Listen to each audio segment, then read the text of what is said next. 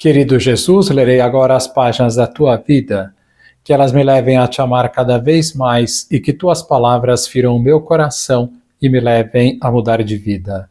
O evangelho de hoje é o evangelho de São Lucas, capítulo 14, versículos 25 a 33. Naquele tempo, grandes multidões acompanhavam Jesus. Voltando-se, ele lhes disse: Se alguém vem a mim, mas não se desapega de seu pai e sua mãe, sua mulher e seus filhos, seus irmãos e suas irmãs, e até da sua própria vida, não pode ser meu discípulo. Quem não carrega sua cruz e não caminha atrás de mim, não pode ser meu discípulo. Com efeito, qual de vós, querendo construir uma torre, não se senta primeiro e calcula os gastos para ver se tem o suficiente para terminar? Caso contrário, ele vai lançar o alicerce e não será capaz de acabar. E todos os que virem isso começarão a caçoar, dizendo: Este homem começou a construir e não foi capaz de acabar. Ou ainda, qual é o rei que, ao sair para guerrear com outro, não se senta primeiro e examina bem se, com 10.000 homens, poderá enfrentar o outro que marcha contra ele com 20.000? Se ele vê que não pode, enquanto outro rei ainda está longe, envia mensageiros para negociar as condições de paz. Do mesmo modo, portanto, qualquer um de vós, se não renunciar a tudo o que tem, não pode ser meu discípulo. Palavra da salvação. Glória a vós, Senhor. Vamos olhar para Jesus. Jesus hoje no Evangelho diz umas palavras que chocam à primeira vista.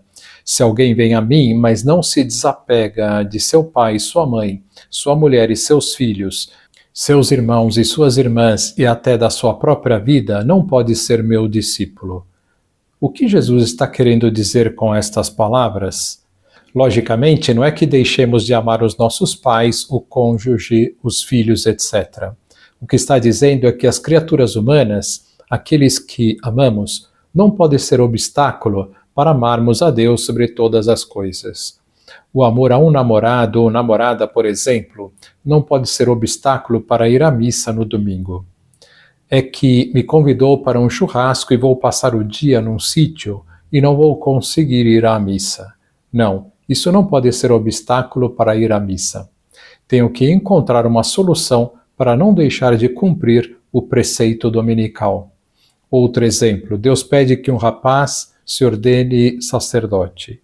Como os pais tinham outros planos para ele, queriam que ele se casasse e impedem-no de que entre no seminário. Não, isso não pode acontecer. O querer de Deus deve ser o primeiro. Pensemos em que lugar nossos entes queridos estão ocupando e se Deus realmente é o primeiro. Continuando a nossa série das quartas-feiras sobre a doutrina católica, na última vez citamos umas palavras de Nossa Senhora, onde ela nos fala que os mandamentos são um mistério e que devemos confiar em Deus e obedecê-los, mesmo que não entendamos a sua razão, o seu sentido. Deus, como Pai, o que quer é a nossa felicidade infinita. Hoje vamos continuar a falar do pecado. Distinção dos pecados. Primeiro, distinção teológica. É a que existe entre o pecado mortal e o venial. Distinção específica.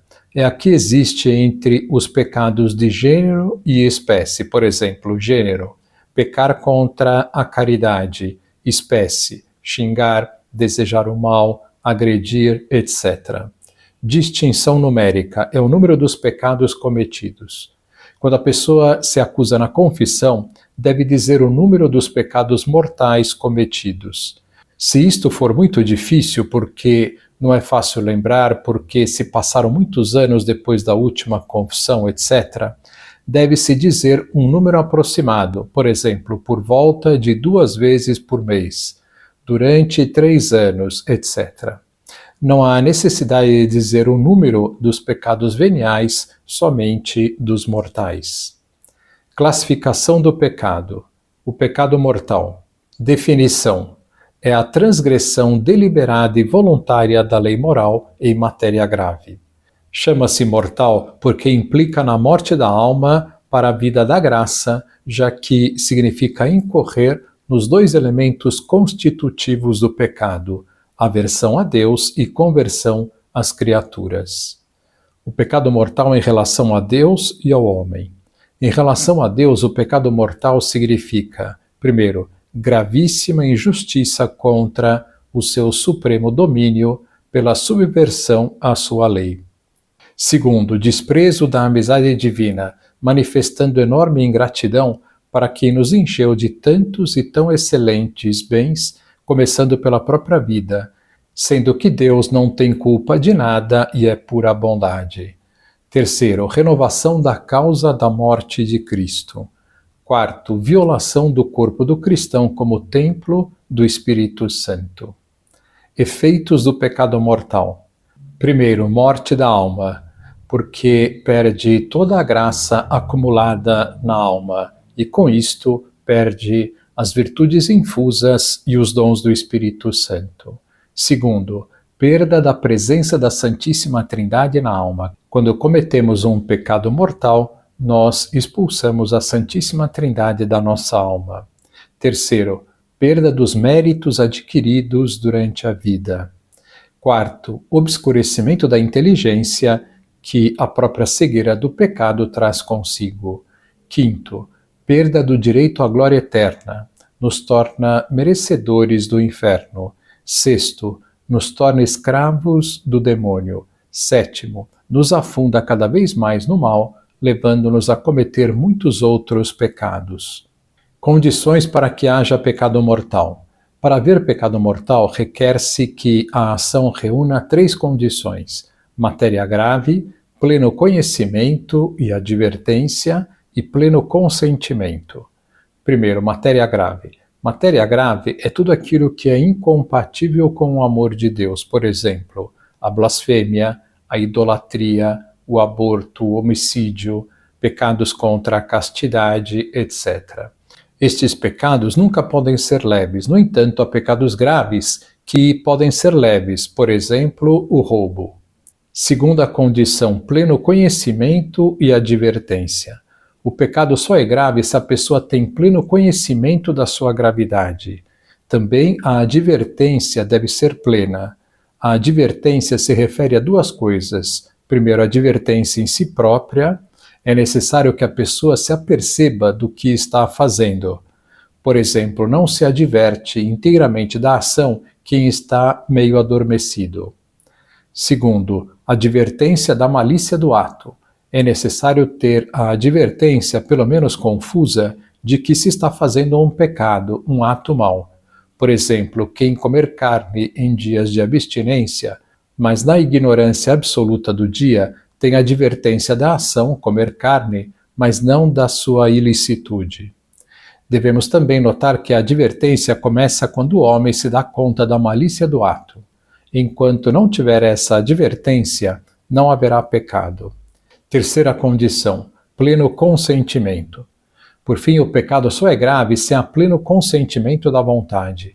O consentimento é pleno quando não há nenhuma luta ou houve uma luta no início, mas depois houve a entrega plena ao pecado com toda a liberdade. Com relação aos pensamentos, há algumas pessoas que têm dúvida se consentiram ou não num pensamento ruim. Consentimos num pensamento ruim se, uma vez que se acendeu a luzinha vermelha de que aquele pensamento é algo ruim, nós livremente vamos em frente, alimentamos, damos trela a este pensamento. Uma sensação ruim, um pensamento ruim, por pior que seja, não é em si um pecado. O pecado é se eu consinto numa sensação ruim, num pensamento ruim. Que lição nós podemos tirar destas palavras? Que estas considerações dos pecados nos levem, sobretudo, a lutar com todas as forças contra o pecado mortal. Coloquei no meu site homilias.fecomvirtudes.com.br, no final do texto da homilia de hoje, um link com todos os mandamentos e quais são os pecados mortais. Agora vos dou a bênção para este dia, a bênção de Deus Todo-Poderoso, Pai, Filho e Espírito Santo, esteja sempre convosco e permaneça para sempre. Amém.